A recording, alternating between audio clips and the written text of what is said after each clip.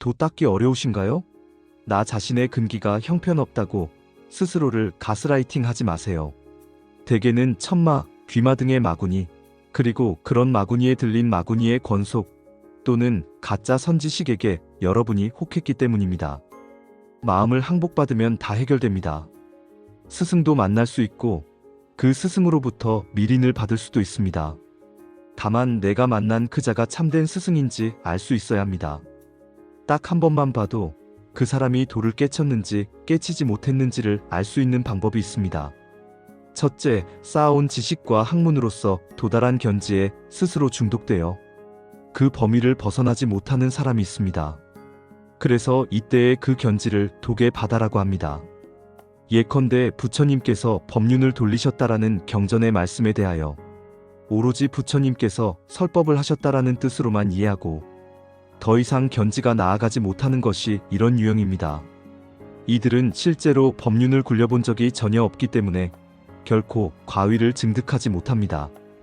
그래서 이 사람은 도를 깨치지 못했으니 여러분은 이런 가짜에게 속지 마세요. 둘째, 선정을 하다가 어느 정도 맑고 밝으며 텅 비어서 잠옷 신비한 경계를 얻으면 그 경계에 대한 주관적인 감정이 일어나는 사람이 있습니다. 이런 유형은 대체로 세금 영역에서 약간의 성취를 얻으면서 공의 언저리를 맛본 경우인데 입만 열면 공 합니다. 사실 이들은 진공을 성취한 것이 아니라 편공에 떨어진 것임에도 마치 대단한 경지에 도달한 것으로 착각하면서 주변의 그 어떤 도반이나 심지어 선생이나 스승조차도 자신만큼의 경계를 경험하지 못했을 거라는 감정이 일어납니다. 결국 이런 상태에서 벗어나지 못한 채 시간이 흐르면 선정 속에서의 그는 메말라버린 고목과 같습니다. 설사 어떤 생각이 들어도 그것이 어쩌면 자신에게 좋은 것일지라도 행하지 않으니 보살행이야 애당초 바랄 수 없습니다.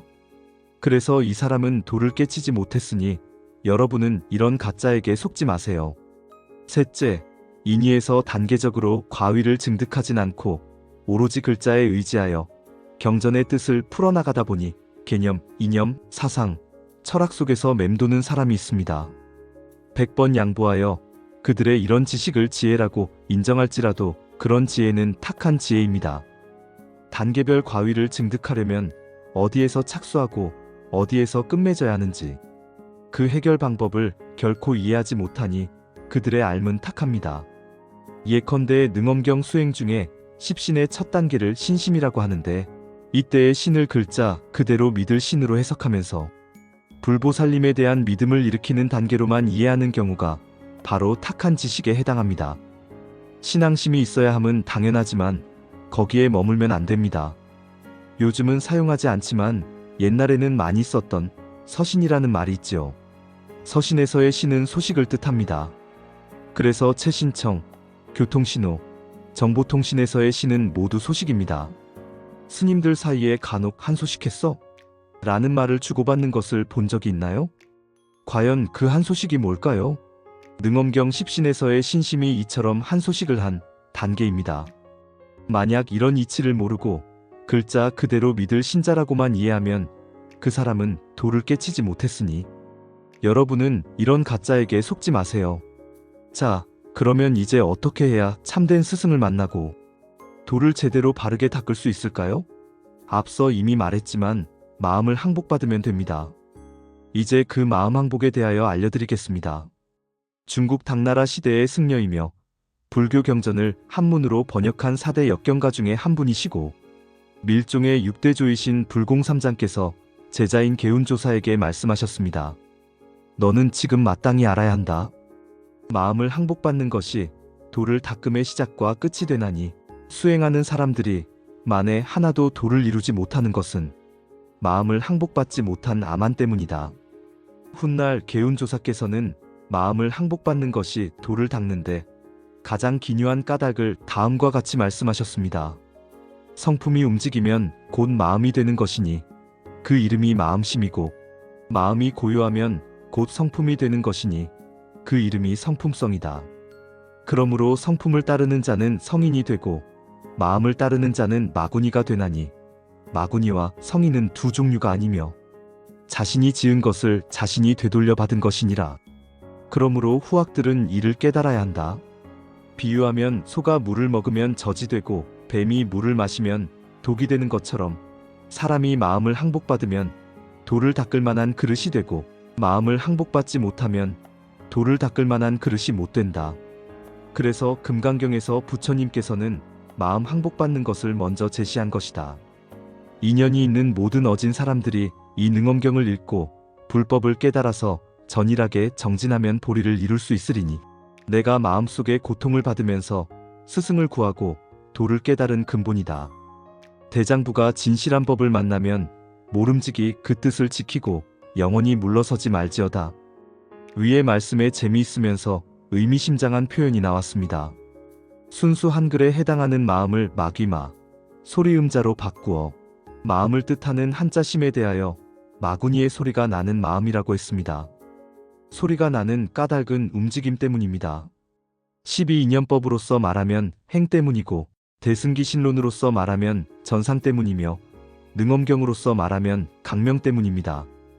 강명은 무언가를 알아내려고 감각을 일으키는 것을 뜻합니다. 12인연법에서의 행은 무명 때문에 일어나고 대승기신론에서의 전상은 업상 때문에 일어나며 능엄경에서의 강명은 객진번뇌 때문에 일어납니다. 모두 동일한 설명이지만 중생들의 근기에 따라 법문에서의 용어가 다르게 사용된 것뿐입니다. 한마디로 말하면 중생의 마음은 움직임에서 비롯되었습니다. 움직임의 출발점은 어디인가요? 성품입니다. 성품이라는 바다에 무명이라는 바람이 불어오니 마음이라는 파도가 생깁니다. 의상대사의 법성계에서 마지막 구절 옛날부터 지금까지 늘 움직임이 없는 것을 부처라고 한다라는 표현 역시 움직이면 곧 중생임을 가리키고 있습니다. 다시 위 불공삼장과 개운스님의 말씀으로 돌아가서 마음이 고요하면 곧 성품이 된다는 구절을 보겠습니다. 바람이 그치면 파도가 사라지니 곧 바다 자체입니다. 움직임이 그치면 마음이 사라지니 곧 성품 자체입니다. 원문에서는 마음이 고요하면이라고 했지만 이때의 고요함이라는 것은 마음이 이미 사라진 상태를 뜻합니다. 이처럼 마음이 사라지려면 먼저 일체의 움직임이 없어야 합니다. 무엇을 어떻게 해야 움직임이 없는 것일까요? 12인연법으로서 말할 경우 죽음이라는 움직임이 없으려면 늙음이라는 움직임이 없어야 하고 늙음이라는 움직임이 없으려면 생이라는 움직임이 없으면 됩니다. 계속해서 12인연을 거슬러 올라가면 행이라는 움직임이 없어집니다. 내 마음의 흡족한 상태를 쫓아 살아가는 순경계의 삶을 내려놓으면 놓을수록 내 마음의 움직임이 잦아듭니다. 대승기신론으로서 말할 경우 능이라고 하는 인식의 주체와 소라고 하는 인식의 대상이 합쳐지면 전상이라는 움직임이 사라집니다. 이것을 능소미분이라고 하는데 팔지보살에 이르러야만 가능합니다. 능엄경 십지수행에서는 팔지보살 단계를 가리켜 부동지라고 합니다. 능엄경으로서 말할 경우 견도분에서는 마음이란 건 없다는 것과 중생들이 마음이라고 여기는 그것은 대상경계에 매여 일어난 반연심이라는 것, 그리고 연을 쫓아 헤매는 그 바람이 잦아들면 열애장이라는 본체가 드러난다는 것을 알려주고 있으며 수도분과 증과분에서는 구체적으로 도를 닦아 성인의 과위를 증득해가는 과정을 상세히 설명하고 있습니다. 즉 마음이 잦아지고 고요해지면 고요해질수록 성인의 품성이 나타납니다. 그래서 개운조사께서는 성품성이라는 표현을 사용하셨습니다. 애당초 성은 열애장으로서의 본성이며 이러한 본성은 곧 성인의 품계라는 뜻입니다. 이제 우리는 불법을 닦아 과위를 증득하기 위해서는 움직이지 않아야 함을 알았습니다. 근기가 대단한 수행자라면 지금 당장 마음을 일으키지 않겠지만 대부분의 중생들에겐 쉽지 않을 것이니 먼저 육신, 이 한 몸뚱이부터 움직이지 않는 수련을 처절하게 노력해서 성공해야 합니다. 신체적으로 일체의 움직임이 없어야 하는 최소한의 시간은 36분입니다. 왜 36분인가는 지금 설명하지 않겠습니다. 일단 해보세요. 마지막으로 마음 항복에 대하여 알려드립니다.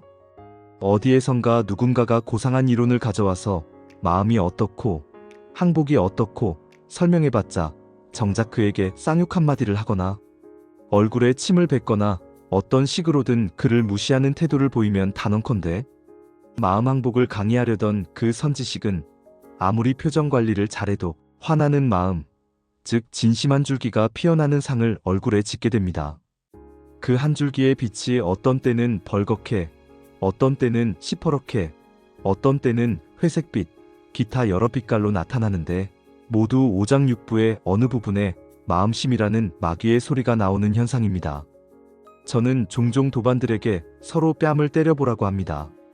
처음이야 실실 쪼개면서 살짝 손바닥을 갖다 대는 수준이지만 횟수가 늘어갈수록 때리는 강도가 세지면서 뺨을 맞는 쪽이나 때리는 쪽이나 어느새 눈엔 쌍심지를 켜고 콧구멍에서는 황소바람이 나오고 입술은 파르르 떨리고 있습니다.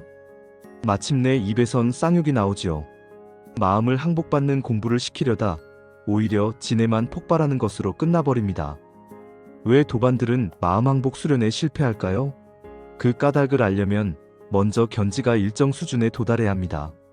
아울러 그 견지를 바탕으로 단계적인 수중에 성공해야 하며 궁극적으로는 견지와 수중으로서 행원에 나서야 합니다. 나누어 설명하겠습니다. 견지 측면에서는 마음이 무엇인가를 배우고 익혀야 합니다. 마음을 내려놓음, 방아착 등등의 무언가 잘은 모르겠지만 어쨌든 멋있어 보이는 선종의 공안을 화두삼아 면병만 주구장창 하다 보면 어느새 머리에 열이 치밀어 올라 얼굴이 벌겋게 바뀝니다. 이러면 마음 항복은 더 이상 말도 꺼내지 못합니다. 사람마다 근기가 달라서 어떤 식으로 마음에 대한 견지를 높이라고 단언할 수는 없지만 유식학에서 말하는 마음의 구조와 작용에 대해서는 반드시 학습해야 합니다. 마음의 구조에 관해서는 전 50부터 제8 아레야시까지의 심항을 알아야 하며 다시 51개로 나누어진 마음의 작용 각각을 알아야 합니다. 예를 들어보겠습니다. 너무나 아름다운 여성을 보니 마음이 벌렁거려서 아무것도 손에 잡히지 않습니다. 어떻게 해야 마음을 항복받아 제정신으로 돌아올 수 있을까요? 우선 이렇게 벌렁거리는 마음이 일어난 과정을 되짚어 보겠습니다. 첫째, 나의 눈이라는 감각기관이 어떤 여성이라는 감각 대상을 만나서 안식이라는 마음이 생겼습니다. 하지만 아직은 큰일 난 게 아닙니다. 가슴이 벌렁거리지 않으니까요. 둘째, 제육의식이 작용합니다. 감각 대상 자체를 판단하는 마음이 일어납니다. 하지만 이 역시 아직은 큰일 난 게 아닙니다. 좋고 나쁘다는 판단이 아니라서 가슴 벌렁거림 단계가 아닙니다. 셋째, 제칠말라식이 작용합니다. 감각 대상에 대한 나의 주관적 마음이 일어나서 어떤 식으로든 집착하게 됩니다. 넷째, 제8 아레야식이 작용합니다. 이 아레야식에 있는 어떤 종자가 그 여인이라는 연을 만나 마침내 가슴이 벌렁거립니다. 지금 말한 2단계는 그야말로 찰나로 생겨난 마음이므로 일반인들은 이 과정을 알아차릴 수 없습니다.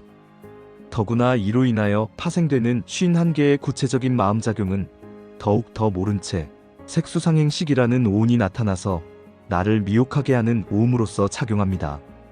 마음을 항복받으려면 전 50부터 제8식까지 그리고 심소라고 하는 51개의 마음작용까지 무엇을 어떻게 해야 할까요? 이에 대하여 유식학 이론에서는 매우 구체적으로 설명하고 있지만 지금 이 영상에서는 그 대목을 일일이 말할 수 없어서 생략하겠습니다. 다만 한 가지 팁을 드리면 앞서 말한 것처럼 먼저 육신, 신체적 움직임을 의식을 써서 통제하고 이어서 의식을 쓰지 않고 통제하는 수련을 해보시길 권합니다. 깨끗하고 조용한 장소에서 고요히 앉아 참선이나 명상을 하는 것이 곧 불법을 수행하는 건 아니지만 여러 방편 중에 하나인 것만은 분명합니다. 일반인들은 평소 늘 바쁘게 움직이며 살다 보니 휴식이 필요합니다. 죽음은 대휴식 중에 하나입니다. 하지만 휴식을 즐기면 안 됩니다. 게으름이나 졸음 또는 방종으로서의 휴식은 수행이 아니고 마음을 항복받지도 못합니다. 화두를 잡든 연부를 하든 주문을 외든 정저한 채 8개의 마음과 51개의 마음작용이 일어나고 사라지는 과정을 마치 고양이가 쥐구멍을 찾듯 찾아내야 합니다. 움직임이 일어나고 사라지는 곳을 찾았으면 이제 그곳을 마치 쥐가 나오기를 고양이가 그 구멍을 지키듯이 미동 하나 없이 살펴야 합니다. 움직임의 원천을 찾는 것을 찾을 심이라고 하고 그 원천을 살피는 것을 엿볼 사라고 합니다. 사실 심과 사는 색계 초선정의 경계입니다.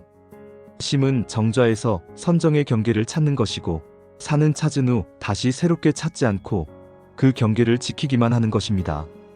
일반인들은 대체로 사의 경계를 정의 경계로 여기며 멍 때리면서 거기에 머물러 있습니다. 어쨌든 일반인의 수준이라면 아직은 마음을 써서 마음을 살펴야 합니다. 이렇게 수련을 하다 보면 어떤 쥐를 어떤 구멍에서 잡게 되는데 바로 이것이 마음을 항복받는 과정입니다. 어떤 쥐가 나의 눈에 살면 안식이라는 마음을 항복받아야 해요. 나의 눈을 빼버릴까요? 그렇게 해도 안식이라는 마음은 일어납니다. 어떤 쥐가 나의 의식에 살고 있으면 의식이라는 마음을 항복받아야 해요. 늘 멍 때리면서 바보처럼 살까요? 그렇게 해도 의식이라는 마음은 일어납니다. 어떤 쥐가 나의 말라식에 살고 있으면 말라식이라는 마음을 항복받아야 해요. 인심 좋은 시골 아저씨처럼 그냥 허허 하면서 살까요? 그렇게 해도 말라식이라는 마음은 일어납니다. 어떤 쥐가 나의 아레야식에 살고 있으면 아레야식이라는 마음을 항복받아야 해요. 내가 죽으면 될까요? 그 쥐는 여전히 나의 아레야식에 들어있으면서 나와 함께 윤회합니다. 마음을 살피기 어려워 마음을 항복받는 일이 뜻대로 되지 않으면 불보살님의 가피를 받아야 합니다. 나의 힘으로 자력으로도 성취할 수 있다는 생각은 암안입니다.